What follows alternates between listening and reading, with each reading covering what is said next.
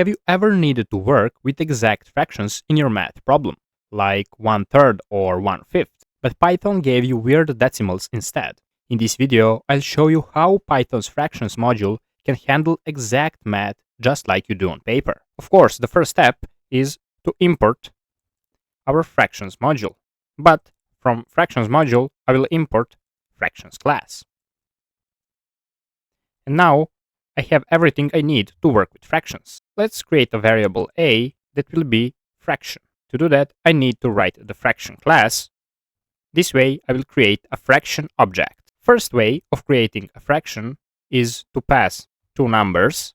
First parameter will be the numerator, and the second number will be the denominator.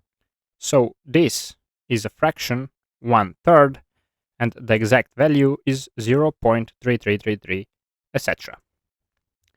Another way is to pass a string with a floating number, for example 1.5. And this is all you need to know about fractions. Now you can use them just like you would use them on paper. You can add them, a plus b. You can even subtract them. You can also multiply them, and you can also divide them.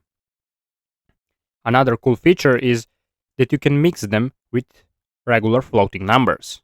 For example, you can add a floating number, as you will see here, and also you can compare them.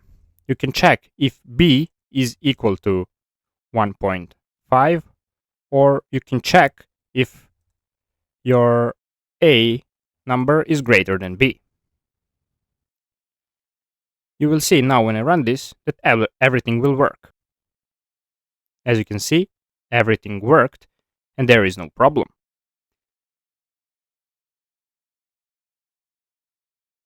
B is equal to 1.5, that's true, and the a is smaller than b, so this a greater than b is false.